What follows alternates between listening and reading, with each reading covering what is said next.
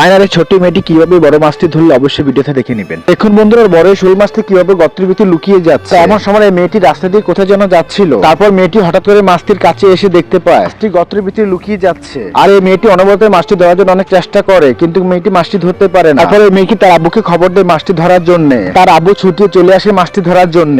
আব্বু তুমি এসেছো, দেখো এখানে কত বড় একটি শোল মাছ। মা তুমি একটু সরে দাঁড়াও, দেখি এখানে সত্যি মাছ আছে কিনা, আগে পানিটা চেক করে নি। আরে তোমরা সত্যি কি তুমি এখানে মাছ দেখেছো? হ্যাঁ পাপা, আমি সত্যি এখানে মাছ দেখেছি। আলাদা মাছটিকে ধরতেই হবে মা। মাছটি ধরতে হলে মাটির পাতিলটা এখানে পুঁতে রাখতে হবে। এখান থেকে কিছু মাটি সরাতে হবে যেন মাটির পাতিলটা পুঁততে পারি ভালো করে। আরে পাপা জলদি করে মাটি খোঁটে, না হলে মাছটা আবার অন্যদিকে চলে যাবে। মাটিগুলো ভালো করে না খুলে মাটি পাতিলটা এখানে বসাতে পারবো না। আচ্ছা ঠিক আছে পাপা, ভালো করে মাটি পাতিলটা এখানে বসাতে হবে, সেভাবে মাটি খোঁটো তুমি। আমি একটু তোমার সাথে সাহায্য করছি যেন ভালো করে মাটির পাতিলটা বসাতে পারো। এই তোমার মাটি খোঁটা হয়ে গেছে, এখন আমরা ভালো করে মাটির পাতিলটা ভালো করে বসিয়ে দেবো। আমাদের মাটির পাতিলটা পুঁতা হয়ে গেছে, চলো আমরা এখান থেকে এখন চলে যাই। কিছুক্ষণ মাছটা আমরা একটা কাণ্ড করে বসে যা দেখে সব অবাক হয়ে যায় সেটা দেখার আগে তারপরে গর্তের ভিতর থেকে বড় শোল মাছটা উঠে মাটির পাতিলের ভিতরে ঢুকে যায়। আর কিছুক্ষণ পরে এসে মেয়েটি বড় মাছটি নিয়ে যায়, তারা অনেক খুশি হয়ে যায়।